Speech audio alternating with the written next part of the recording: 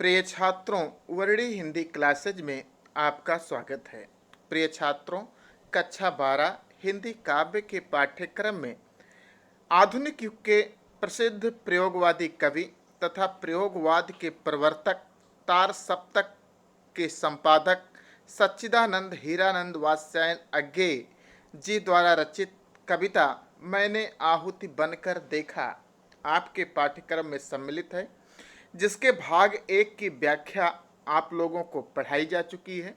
आज हम इसके भाग 2 की व्याख्या पढ़ते हैं और इसके अर्थ को समझते हैं। प्रिय छात्रों, यह कविता जिसमें कवि का दृष्टिकोण है कि जीवन केवल सुखों का संचय नहीं है, अपितु उसकी वास्तविक शक्ति कष्टों, विघ्न बाधाओं तथा विरोधी परिस्थितियों के साथ संघर्ष करने से ही विकसित होती है। इस कविता को हम पढ़ते हैं और फिर इसका अर्थ समझते हैं। अपने जीवन का रस देकर जिसको यत्नों से पाला है, क्या वह केवल अवसाद मलिन झरते आंसू की माला है।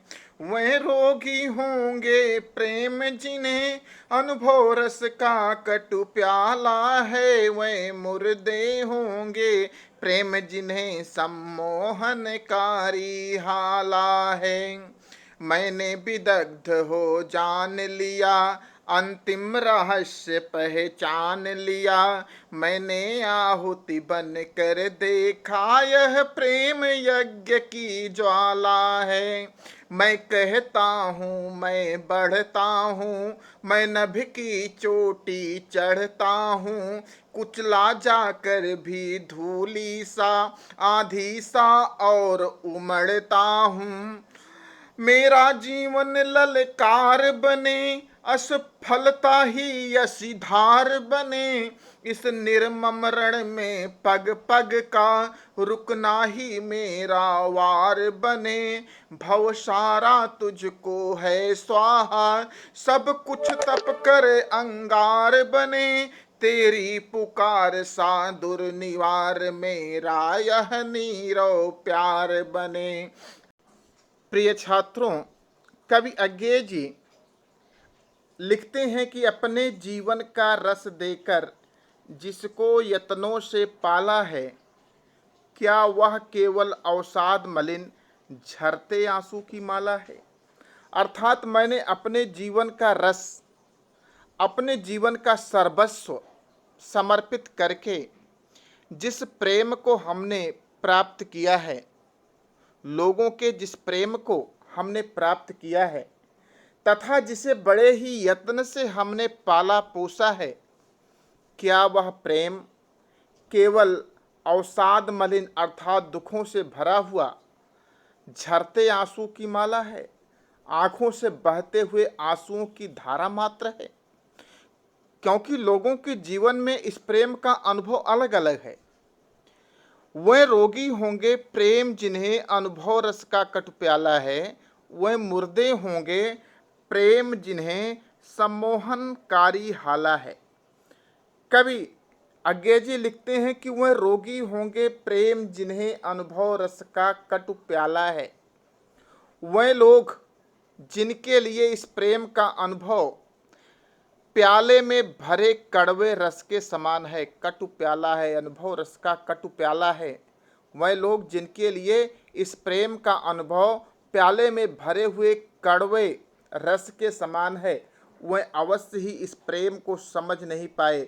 वह रोगी होंगे जिन्हें इस प्रेम का वास्तविक रस, वास्तविक आनंद समझ में नहीं आया। और वह मुर्दे होंगे प्रेम जिन्हें सम्मोहनकारी हाला है। और जिनके लिए यह प्रेम सम्मोहनकारी अर्थात चेतना को विलुप्त कर देने वाली, हाला अर्थात मदिरा, वह लोग जिनके लिए यह प्रेम चेतना को विलुप्त कर देने वाली मदिरा के समान है, वह अवश्य ही प्रेम से हीन, चेतना से विहीन मुर्दों के समान होंगे। वह भी प्रेम के वास्तविक रूप से समझ नहीं पाए। किंतु मैंने विदग्ध हो जान लिया, अंतिम रहस्य पहचान लिया, मैंने आहुति बनकर देखा, यह प्रेम यज्ञ की ज्वाला है। अज्ञेय जी कहते हैं कि मैंने विदग्ध हो जान लिया, मैंने अपने जीवन की संघर्षों तथा बाधाओं में विदग्ध होकर जलकर इस प्रेम को अच्छी तरह से जान लिया है, समझ लिया है। इस प्रेम को मैंने स्वयं की आहुति देकर, मैंने आहुति बनकर देखा, मैंने इस प्रेम में अपने स्वयं की आहुति देकर यह देख लिया है कि यह प्रेम यज्ञ की ज्वाला के समान पवित्र है।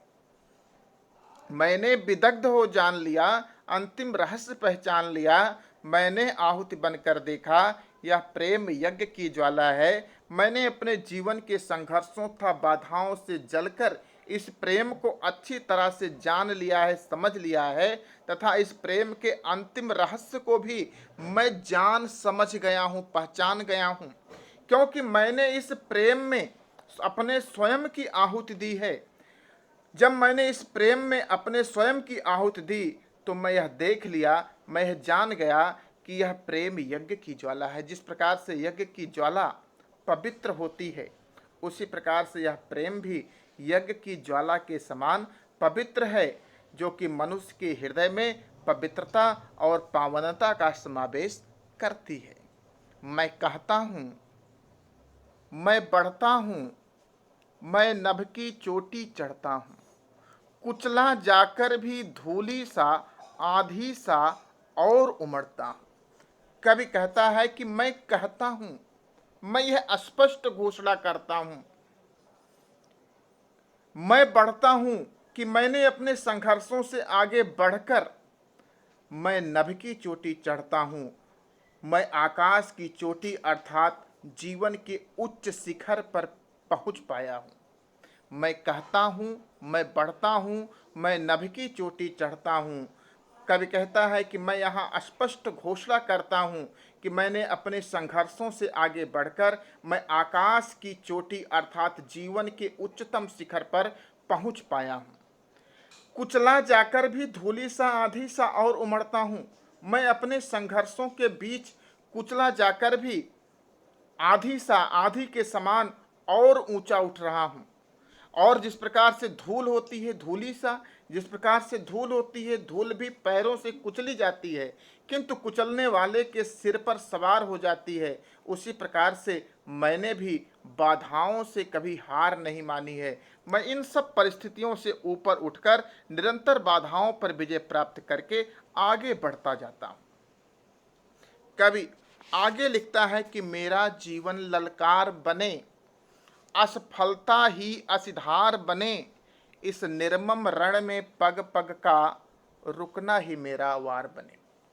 मेरा जीवन ललकार बने। कवि कहता है कि मेरी यह तीव्र इच्छा है कि मेरा यह जीवन अन्य लोगों के लिए एक ललकार बन जाए, असफलता ही असिधार बने, और मैंने इस जीवन में जो असफलता प्राप्त की है, वो असफलता ही, अस्सी का अर्थ है तलवार, वो असफलता ही मेरे लिए वह तलवार की धार बन जाए, जो जीवन में आगे आने वाली असफलताओं पर विजय प्राप्त कर सके।